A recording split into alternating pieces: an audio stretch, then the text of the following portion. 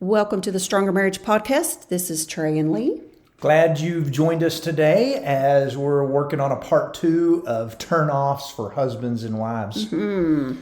It's been a rainy day in Lubbock, Texas. We have enjoyed some nice spring rain, a little cold, a little chilly. Yeah, the wind didn't blow. That makes us happy. It's almost felt like winter again there today. There you go. Hey, if you're in the Lubbock area, we started some classes at the Sunset Church of Christ.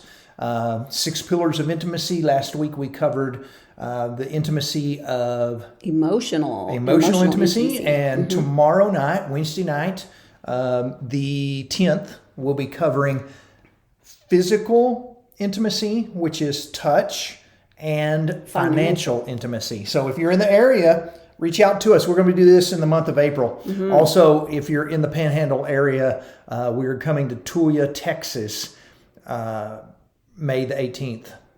Yep, that'll be... Registration's open. That'll be nice, just down the road from us. But yeah, join us if you're anywhere in the area. We'd love to have you for either of those things we just mentioned. There you go. So we're talking turnoffs for husbands today. We've done enough introduction. Last week or 2 weeks ago, we did turnoffs for wives. That was a very popular episode. Mm-hmm. I actually had somebody reach out this week and go, "When you dropping the husband?" When I said, "It's coming. I trust me." And it was a wife. I thought maybe it was a husband going, "I want to send this to my wife." I don't know. No, she's wanting to see what she can work on. So that's awesome. That's it. And so awesome. These may be repeated a little bit. I want to give the same disclaimer we did last week. Just because these are on the husband list does not mean they don't belong on a wife list. Mm-hmm. These could fit either one, but we're specifically talking about husbands this week and their turnoffs, and so some of these you may go, "Hey, that's a turnoff for me too." Reason we give you these lists is for you to talk about them with your spouse. Mm-hmm. Yes. So why don't you kick us off? Turnoff number 1. We got 12 of these. Okay. So the first thing that men really don't like, that's a big turn off, is when they're criticized, when they're corrected, when they're treated like a child. This is the total opposite of the respect that he desires. Preach. Now we're not saying that you don't tell your husband, "Honey, you got clothes in the floor, and I don't know if these are clean or not." What we are saying is be cautious about doing something that might feel like you're belittling or correcting your husband in public and in front of the kids, in front of other people. He just doesn't want to be treated like one of the kids. Yep. And I know somebody out there is probably going, "Well, he acts like one of the kids sometimes." I'm sure he does. But one of the things he desires is he wants to be respected by you, and he wants you to be his lover and not his mother. Yeah, that's always good. You're right, though. Constant criticism, we preach it all the time. I mean, we can't hardly do any kind of lesson on anything without talking about what a love bank drainer criticism is. It is. And oftentimes both husbands and wives think, I'd like to change my spouse. I have to be critical so they'll know what's wrong. And I want to remind you that criticism is not going to make it better. Yes, you still need to speak up when there are mountains that need to be addressed, not molehills. But you're going to have to learn to catch your spouse doing well and give them praise for it. And they'll learn that way much better than they will from you being critical all the time. Yeah. And I know people go all the time, "Oh, so they're like a little kid or they're like a dog." Whatever works, right. People. It is studied and researched that people learn better by praise than they do by criticism. Mm-hmm. Yeah, people that are praised will always do more than is expected of them. Right. And when you're criticized, it really doesn't get the results that you're hoping for. That is right. So, and it also, on topic, is a turnoff. It is. It is a turnoff. It's a turnoff. Nobody kind of wants to feel like they just got chewed on. Do it. Yeah. Be correct, and there are times to correct. There are times, but don't treat your spouse like a child. Yeah. Okay. Number 2 is dishonesty. Mm-hmm. This was on the ladies' list. This is on the men's list. There's not a bigger turnoff in marriage than dishonesty. When you have out and out been dishonest, and anytime you have been dishonest, the best thing you can do is just shoot straight with your spouse. Come clean. Don't try to cover it up with another lie. Don't try to make it sound better by saying, "Hey, well, I didn't want to hurt you. I didn't want you to know this because you'd worry about it." Dishonesty is just a huge turnoff. it is just tough on marriage. Don't do this. Openness and honesty are just where it should be in marriage. Yeah. That we're talking about the intimacy in our Wednesday night classes, and that openness, that honesty, that is the foundation of building intimacy. And when you are dishonest, there's just such a breach of trust there that kills intimacy. It's a huge turnoff. Then you're going to be wondering why your spouse is not wanting to be honest, tell you everything because you've been dishonest, or not trusting you on everything because you've been dishonest. And so just be honest. Mm-hmm. Dishonesty is just a turnoff. Husbands, wives, anybody, don't be that. Yes. So the next one is... Yes. It's a turnoff when sexual needs are met out of obligation instead of desire. Yes. If it's just I got to check this off my to-do list. Men, one of their greatest needs is to actually feel wanted and needed and desired. And so, that's a huge turn on when you make them feel that way. But when you're just like, oh, well, I guess if it, that's what I have to do. When the lower drive spouse, and it could be either one, initiates, it makes the higher drive spouse not feel like they've begged, not that their feelings are, that their needs are not, sexual needs are not being met out of obligation. And can you imagine, let's just change this from sexual needs. Let's just change this to, let's say, affection and holding hands. Can you imagine going, hey, honey, would you, we hadn't held hands in a couple of days. Will you hold my hand while we're driving? And can you imagine your spouse going, I guess if I have to, we just held hands like 2 days ago, but if you feel like we need to hold hands again, then I guess I'll hold your hand. You'd be going, man, I don't want to hold your hand. Right. Yeah. Big turnoff. Yeah. Or you could do that with communication. Mm-hmm. Well, I guess if you want to sit down and talk to me for, I got 5 minutes, if that's all I got. And you'd be going, I don't want to talk to you if you're like this. And so no man or a woman ever wants their sexual needs met out of a sense of duty. Mm-hmm. Yeah. I guess I have to. Yeah. The huge turnoff. Huge turnoff. Number 4 is rudeness or using a tone. And this kind of goes back to our number 1. We're going to have a couple of them that go back. But this kind of goes back to number 1 of corrected, treated like a child. But nobody wants to feel like, boy, they were really kind of rude there, or a tone. And so we want to be very cautious about that. And so, we hear it a lot from husbands. We hear it a lot from people that, hey, sometimes my spouse can just have a tone.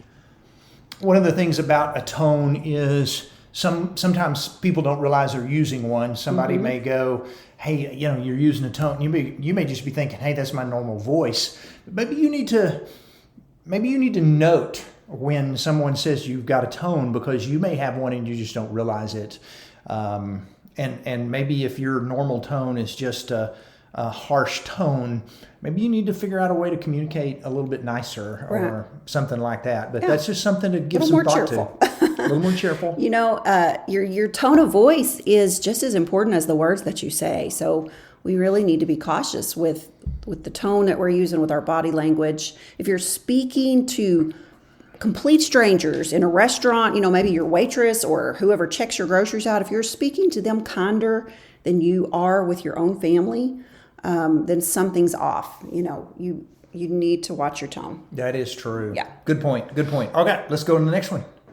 Social media and phone addiction, that can be a huge turnoff. You can, and we talked about this on the ladies' list, the wives' list as well, but we want to talk about it here because hey, we've got no problem with you using your phone. We got no problem with you scrolling through your phone.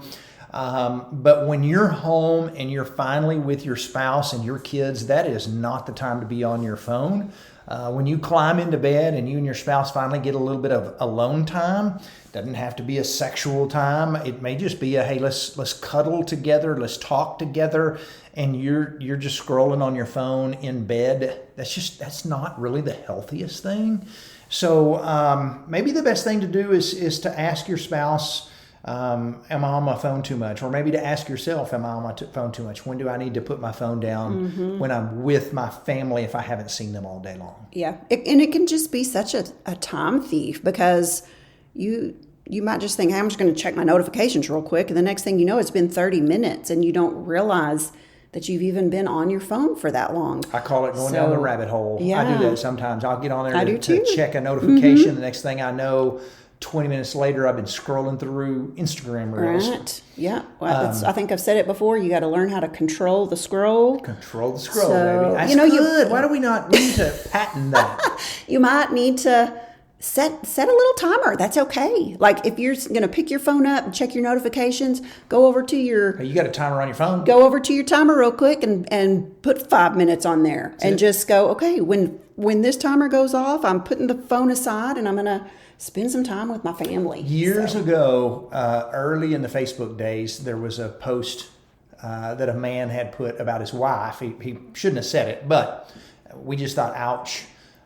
He made the Facebook post of my favorite time of the night is when my wife's phone battery dies, because then she gives me some attention. And I just thought, man, that is both harsh. He shouldn't have said that, but it's also a guy that was just begging for some attention. Yeah. Yeah, that's rough. At least, agree on some time. Say, hey, I'd really like 30 minutes to do my own thing for a few minutes. If y'all can agree on that, that's great. But if your spouse is just starved for attention, then maybe you need to find a different time to be on your phone. That's it. Let's talk about number 6. Being disrespectful is a huge turnoff for men. Yes, I think that's right up there towards the top of the list for men is wanting to feel respected. And so, disrespect is a huge turnoff. If you're telling them, well, that's the dumbest idea I've ever heard, or... You could say that in a much better way. Exactly. Yeah. It's crazy. That sounds a whole lot better than that's the dumbest idea I've ever heard. Just something in there. Yeah. Yeah, I don't know. I don't know what else to add there. You're a man. Tell me about respect for a minute. Well, all I can tell you is that I crave respect for my wife, and when she gives me respect, or when I feel respected, I feel very attracted to her. I feel like I want to take care of her. I want to provide for her. I want to be her knight in shining armor. When I feel disrespected or not respected, or I feel like, for whatever reason I don't, then it's not that I don't want to protect her or don't want to be her knight in shining armor, but it's, for men, it's like I'm really not very attracted to you today. Right. Yeah. Sometimes you can be the prettiest woman in the world or the handsomest man in the world, and if you have an ugly inside that day, then you're not very attractive. Exactly. And I think it really does go back to that very first point that we made about, if you're just constantly being critical, if you're constantly correcting your husband, if you're treating him like a child, that is the opposite of respect. And so, be cautious of those things. And I've known marriages like that. I'm sure it's that way on both sides, but I can, in my head, of course we don't name names here, but I can think of a marriage I knew years ago where the wife treated her husband no different than she treated the kids, meaning she kind of chewed on him when things she didn't. She was just a mom. She mommed him like she mommed the kids, and that marriage didn't last. I'm not saying that was the reason, but I'm just saying I didn't figure that would ever just be the healthiest marriage in the world, because it was obvious to everyone. You just kind of go, ooh, did she just kind of put him in his place? That was just not a healthy thing. And I really think it was kind of maybe a personality flaw of just maybe she'd seen that from her mom. I don't know.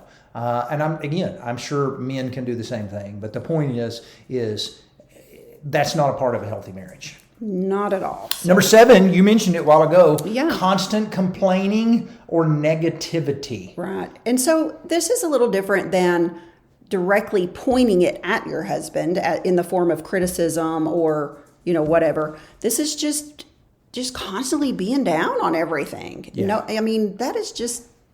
That's just a downer. That's nobody wants to just constantly listen to somebody complain or be negative about everything. There are times you need to vent about the kids. There are times you need to vent about your mom. There are times you need to vent about work. But if that's all you ever talk about, Right.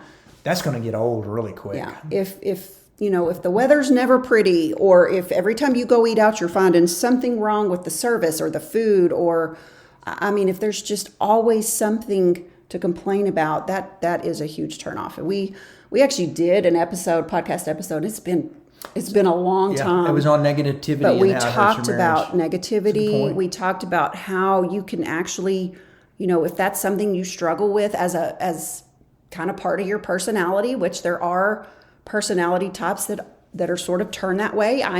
My personality is that way. I'm more a glass half empty person. That's sort of where my mind goes first, is the negatives, but that doesn't mean you have to say it out loud all the time. Just because maybe that's where your mind goes, but then you have to train your brain to think about the positives. Because there is something positive in every situation. There absolutely is, if you're looking for it. And so train your brain to see the good, because nobody wants to just be with a negative Nelly all the time. That's true. Or a negative nanny. Right. Whoever. A negative Nancy or whomever. Right. That's right. So. Number 8, being too independent. That was also on the men's list, or on the women's list. Did we have a typo? Oh, well, let's do it both ways. Being too independent and being too dependent. Okay. No, actually, it's supposed to be independent. Independent, yeah. Okay. Yes. Being too independent. That's just kind of choose saying, to depend on one another. I'm going to do my own thing. You do your own thing. We'll share a roof, and Don't be that. You know, be best friends. Be dependent upon one another.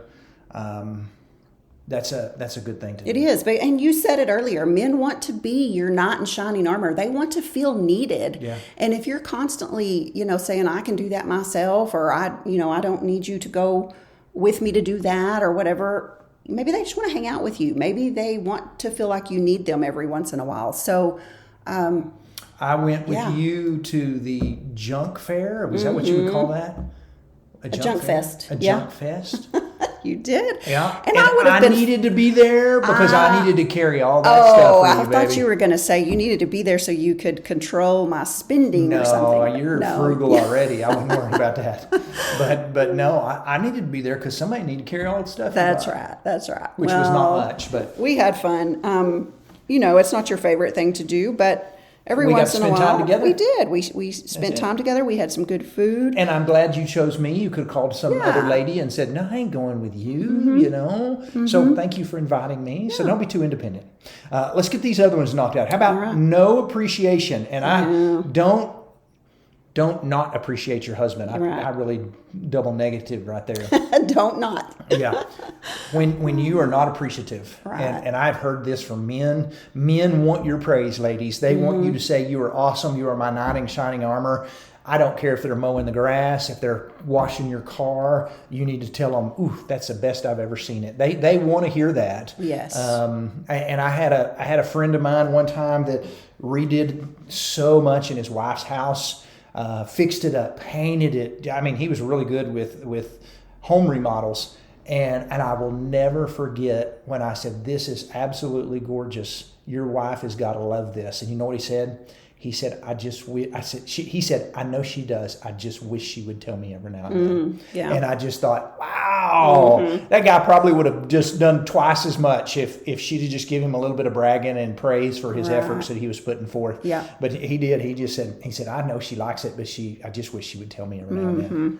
Woo! Yeah. Yeah. Appreciate your spouse. The spouse that feels appreciated will always do more. We all want to be seen for what we do. Women do. Everybody does. But yeah, you just need to say, "Hey, I appreciate," even though, maybe you're expected to mow the grass, but that doesn't mean I don't need to tell you thank you for that. Even though we've said, "Hey, that's my job. That's what I'm going to do." Be appreciative for even the small things. Mm-hmm. Number 10, flirting with other people. Ooh, that's a turn-off. Big turn-off. I don't want my wife flirting with somebody else. Turn-off. I do not want you flirting with anybody. I don't. The way we always put it, never flirt with someone you're not married to, and never stop flirting with your spouse. Mm-hmm. Those are the 2 rules of flirting. So don't flirt with other people. Mm-hmm. On social media, there's nothing harmless about it. on social media, in person, at work. You don't need a quote unquote office husband or an office wife. You be the man that, or the woman that people go, that person loves their spouse, because they talk about that all the time. Yeah. And if your spouse tells you, hey, you were kind of being a little flirty there, and you're like, no, I wasn't. I was just being friendly. Or if your spouse perceived it as flirting, listen to them. You take that serious. Yeah. And maybe you just don't need to be so friendly all the time, especially with the opposite sex. Yeah. And I've been guilty of that in the past, because I'm a very extroverted guy who is very kind and touches your love language. Touches my love language. I do a lot of bragging on folks. That just comes natural. And I'm glad in my past, you've kind of pointed out in the past, be cautious about that, because she could have taken that as flirting. And of course I was like, hey, flirting, and somebody else may have seen it that way. To tell some lady, you look absolutely gorgeous today in that dress, I realized I don't need to do that. That's not my place to tell her that. That is her husband's place to tell her. Right. And especially if maybe she's a single woman who's starved for that kind of affection, you may just be thinking, I'm just being nice. I'm just trying to, build her up or whatever. But yeah, just be cautious with your words and maybe with with who you're saying certain things to. Yeah. You can be if it's an 85-year-old woman and that could be your grandma, then it's probably okay to tell her, you look so nice in that dress today. There you go. Yeah. I love the new color of hair you got. It's not silver. I love your purple. It's not blue. We're being ugly. Yes, I'm sorry. We'll stop now. Okay. We got two more. Let's do these last two. Close relationships with an ex. That fits both categories. Yeah. You don't need to be friends with your ex. Ladies, husbands or wives. Do you need to respect your ex? Absolutely. Do you need to communicate if there are kids involved? Yes. But you don't need to be your friend. Right. As far as hanging out with them, having long conversations texting with them about things other than the kids. Right. Yeah. Yes. Don't do that. That's a turn off. Yeah. That's a turn off. That causes some serious insecurity in your marriage. Yep. Last one, and this is a biggie. We saved a big one to the last. Okay. Giving mixed signals is a huge turn off. Wives sometimes can do that. Yeah. So give us an example of what a mixed signal would be. So if I came in and said, honey, my day off is Friday. I know we didn't spend any time together, but there's a tea time open and I'd love to play golf. And you responded with, fine, if that's what you really want to do. Now, you said fine, but you said it in such a way with your body language here. I'm like, and the tone. And so, don't give mixed signals. Just shoot straight with your spouse. Yeah. A better way to handle that would be, oh, really? We haven't hardly seen each other at all this week, and I was hoping maybe we could spend the day together. Yeah. So that's right. Or I was hoping I'd come riding a golf cart with you. Right. Yeah, sure. But do you see the mixed signal? It's the mixed signals is going, hey, I dropped my husband like 10 tips of what I was hoping he would get me for Christmas. Stop dropping tips and tell him what it is that you're interested in. Husbands can't connect dots. Right. We don't do tips. We don't do hints. Yeah. So just shoot straight there. Straight. Tell them what you need. Tell them what you're thinking in a nice way with a nice tone. That's it. So there you go. Turnoffs. We've done 12 turnoffs for husbands. We did 12 turnoffs for wives the other day. You can find both of them on our podcast. Best thing you can do is subscribe. Subscribe to our podcast. Then you don't have to ask for the link every time we post a podcast. If you'll just subscribe, if you listen to music on Spotify, YouTube, Pandora, Amazon, any place where you listen to music, if you'll just type in the little search bar, Stronger Marriage Podcast with Trey and Lee, it'll pop up. Hit the subscribe button. You will get the new episodes every time they come out. Yeah, that's a great way to do it so you don't miss anything. That's it. Thank y'all for listening today. Yeah, we'll see you in a couple of weeks. All right, bye-bye.